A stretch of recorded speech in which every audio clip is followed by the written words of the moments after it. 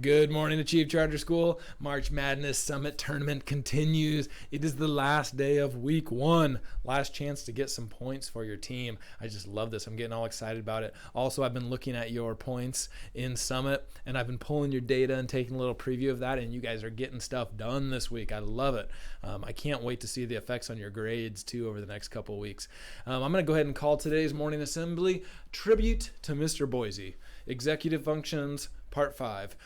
If you know Mr. Boise, you're probably already thinking of, you might be able to guess what I'm talking about, but we'll launch into that in just a moment. Let's do the Pledge of Allegiance.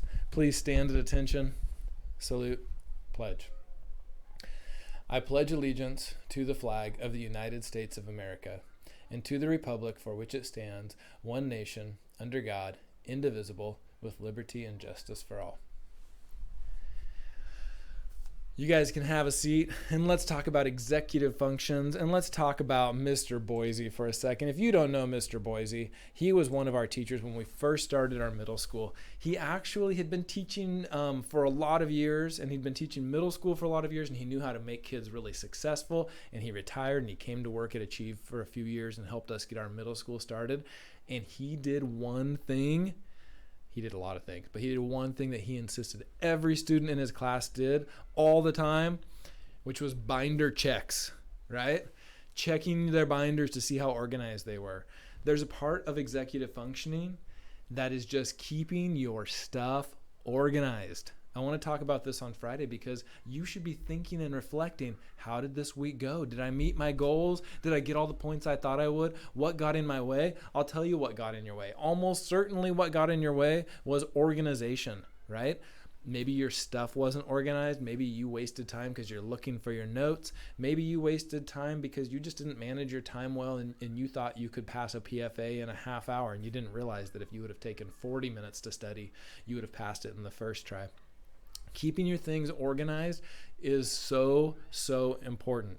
Teachers, I want to give you a bunch of time to chat about this with your class, your organizational strategies. Also kind of customize this to your grades because it's no secret that like organizing things in fourth grade has to be done one way. Your desk needs to be nice and tidy, right? And probably your binder and things, but you're right there at that desk all day long. But when you're in 7th or 8th grade, or when you're in high school next year, 8th graders, and you're traveling from class to class to class, you have to keep your things organized. You got to be mobile. You got to keep your calendar up to date, all of these things. That is a piece that successful people do that cannot even really be overstated. So as a professional, I had to learn to manage my calendar really well. Like, it's not okay to forget to put something on my calendar. Something bad will happen. Keeping your stuff organized, whatever your stuff is, your time, your papers, your notes, your schedule, is extremely important. So have a little chat with your class. Maybe you can talk about how that might help you in your tournament next week. If you have everything organized, guess what? You'll get more done. You're going to score better on assessments. You are going to finish assignments early probably, or that thing that we've been talking about.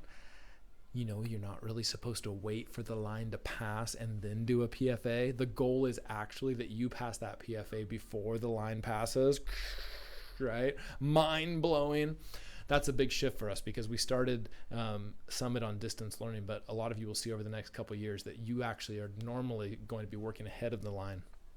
So let's talk about keeping your things organized. Teachers, roll off it, whatever you want to tell them about. Students, talk to us about how you keep your things organized. What's your favorite way to organize? What's an area that's just a mess, right? So I'll tell you right now, my calendar, it is in tip-top shape. My desk needs a little work. So probably right now after morning assembly, I'm going to go ahead and clean my desk so I'm organized and ready to be efficient and get stuff done. Have a great day, Achieve, and have an awesome weekend. Bye.